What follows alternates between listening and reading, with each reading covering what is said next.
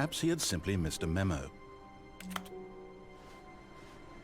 No matter how hard Stanley looked, he couldn't find a trace of his co-workers. Stanley went around touching every little thing in the office, but it didn't make a single difference, nor did it advance the story in any way.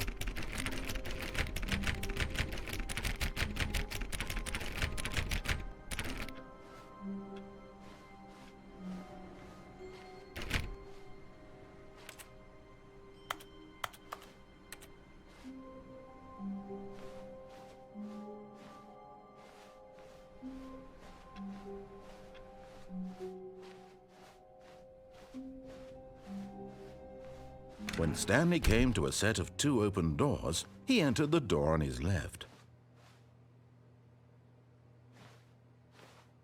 This was not the correct way to the meeting room, and Stanley knew it perfectly well. Perhaps he wanted to stop by the employee lounge first, just to admire it. Ah, yes, truly a room worth admiring. It had really been worth the detour after all, just to spend a few moments here in this immaculate, beautifully constructed room. Stanley simply stood here, drinking it all in.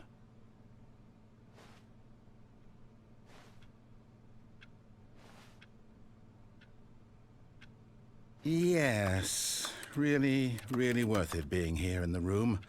A room so utterly captivating that even though all your co-workers have mysteriously vanished, here you sit looking at these chairs and some paintings.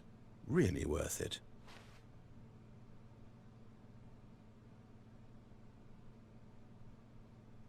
At this point, Stanley's obsession with this room bordered on creepy and reflected poorly on his overall personality.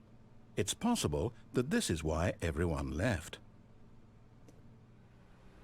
But at last, he'd had enough of the amazing room and took the first open door on his left to get back to business.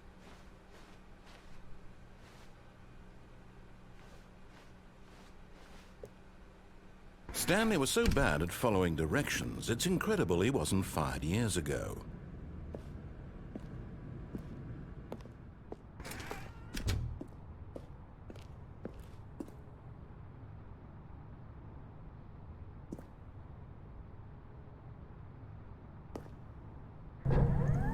Look, Stanley, I think perhaps we've gotten off on the wrong foot here.